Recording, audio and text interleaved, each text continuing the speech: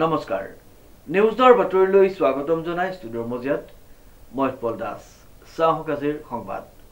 প্ৰধানমন্ত্ৰী নৰেন্দ্ৰ মোদীয়ে পিএম ধনধান্য কৃষি যোজনা আৰু মাহজাতীয় শস্যৰ দ্বাৰা আত্মনিৰ্ভৰশীলতা অভিযানৰ শুভাৰম্ভ কৰে নিউজৰ ৰিপৰ্ট প্ৰধানমন্ত্ৰী নৰেন্দ্ৰ মোদীয়ে পিএম ধনধান্য কৃষি যোজনা আৰু মাহজাতীয় শস্যৰ দ্বাৰা আত্মনিৰ্ভৰশীলতা অভিযান শুভাৰম্ভ কৰে এই বিশেষ কাৰ্যসূচীৰ অন্তৰ্গত কৃষি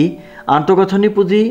পশুপালন মীন আৰু খাদ্য প্ৰক্ৰিয়াকৰণ খণ্ডৰ 2100ৰো অধিক প্ৰকল্পৰ উদ্বোধন আৰু আধাৰশিলা স্থাপন কৰে এই ঐতিহাসিক অনুষ্ঠানটো অনুষ্ঠিত হয় নতুন দিল্লীৰ পুছাৰ ৰাষ্ট্ৰীয় কৃষি বিজ্ঞান কমপ্লেক্সত যাৰ পোনপটীয়া সম্প্ৰচাৰ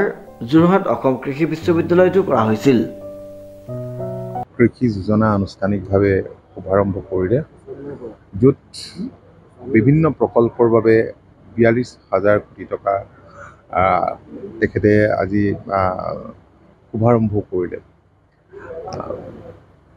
মই ভাবোঁ যে ইয়াৰ জৰিয়তে দেশৰ কোটি কোটি জনতা কোটি কোটি কৃষক উপকৃত হ'ব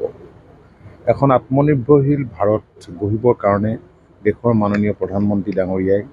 দায়িত্ব লোৱা দিন ধৰি এতিয়ালৈকে জোৰদাৰ প্ৰচেষ্টা অব্যাহত ৰাখিছে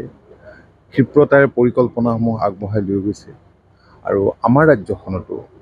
কৃষি ক্ষেত্ৰখনলৈ দেশৰ মাননীয় প্ৰধানমন্ত্ৰীৰ মাৰ্গদৰ্শনত আৰু মাননীয় মুখ্যমন্ত্ৰী ডক্টৰ হিমন্ত বিশ্ব শৰ্মা ডাঙৰীয়াৰ উদ্যোগত যথেষ্টখিনি পৰিৱৰ্তন আহিছে বহুতখিনি আঁচনি আমি সফলভাৱে ৰূপায়িত কৰিছোঁ আৰু এইবাৰ 100খন তেনেকুৱা জিলা চিলেক্ট কৰি লৈছে এছপাইৰেশ্যনেল ডিষ্ট্ৰিক্ট অসমৰো 3খন আছে তাত চৰাইদেউ শ্ৰীভূমি আৰু ডিমা হাছাও 3খন জিলা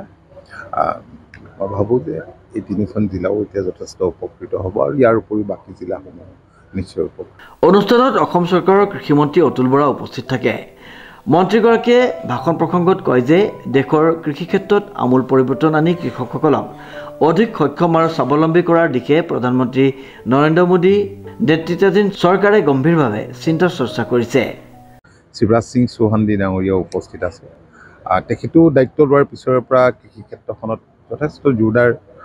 পৰিৱৰ্তন আনিবৰ কাৰণে চেষ্টা অব্যাহত ৰাখিছে অসমলৈ আহিছে কেইবাবাৰো গতিকে মই দেশৰ মাননীয় প্ৰধানমন্ত্ৰী আৰু কৃষিমন্ত্ৰী শিৱৰাজ সিং চৌহান ডাঙৰীয়াক বহুত বহুত ধন্যবাদ জনাইছোঁ অসমবাসীৰ অনুষ্ঠানটো অসম কৃষি বিশ্ববিদ্যালয়ৰ সম্প্ৰসাৰণ শিক্ষা সঞ্চালক ডক্টৰ মনোৰঞ্জন নেওগে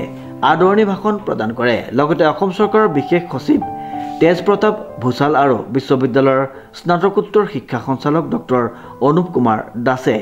বক্তব্য আগবঢ়ায় উল্লেখযোগ্য যে এই আঁচনিসমূহৰ মাধ্যমে প্ৰধানমন্ত্ৰীৰ কৃষি আন্তঃগাঁথনি পুঁজি পশুপালন মীন আৰু খাদ্য প্ৰক্ৰিয়াকৰণ খণ্ডৰ সৈতে সম্পৰ্কিত